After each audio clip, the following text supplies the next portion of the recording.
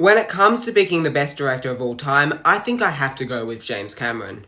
The guy is always pushing the boundaries of the possibilities of filmmaking, brilliantly utilising cutting-edge technology to achieve seemingly impossible feats. On top of that, his movies have really compelling stories. In 2009, James Cameron released the film that was arguably the magnum opus of his career, Avatar, a bombastic, beautiful story about humans and their relationship to nature. I don't know about you, but for my money, Avatar is one of the greatest blockbuster movies of all time. Avatar received its deserved success, becoming the highest grossing movie of all time, and this gave way for sequels to be made. The film's eventual sequel, The Way of Water, was another piece of technical mastery, building on the themes of environmentalism, fleshing out the universe, as well as being a wonderful story about parenthood. So as you can imagine, I was pretty pumped for Avatar Fire and Ash, and now that it's here, well, it's another James Cameron masterpiece. Let me explain.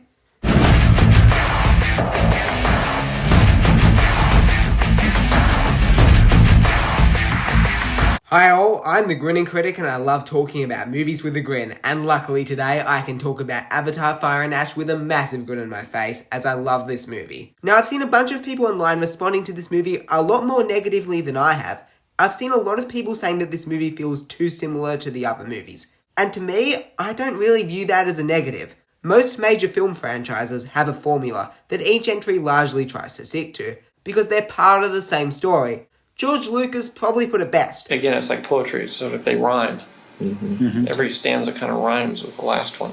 He described the Star Wars franchise as being like poetry, all the stanzas rhyming, and that being its beauty. A filmmaker should not feel the need to reinvent a franchise's formula, as this supposed innovation can alter a story's course for the worst. I saw a tweet posted by Griffin Schiller of FilmSpeak that I'd like to use. When talking about Avatar Fire and Ash, he wrote, "He's making a saga, continuing instead of reinventing. A lack of innovation isn't really a defect. He shouldn't have to reinvent the wheel with every outing. It being another Avatar film is the whole appeal, and in my opinion, not a valid criticism." Precisely. And I guess as an Avatar fan, that's why I love this movie. As for the visuals, well, it's an Avatar movie. The film looks incredible. What amazes me about this film's technical brilliance is how realistic everything looks. The characters all look photorealistic and their environments are fully convincing, being very detailed and immersive. It feels like a real planet that James Cameron has created. And I love being transported into it. Even the made-up alien creatures look convincing. The action sequences are really well helmed, being riveting and entertaining, aided by a phenomenal musical score that works brilliantly to elevate the intensity of these scenes. Also, can we finally give the actors the credit they deserve?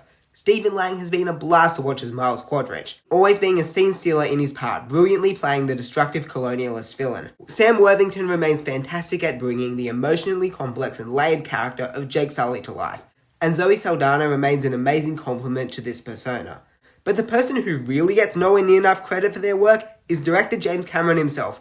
Cameron has done such a brilliant job at creating this immersive sci-fi world, filled with a rich lore and a great set of characters. I know that many people are unhappy with the fact that he's only been making Avatar movies for the past 2 decades.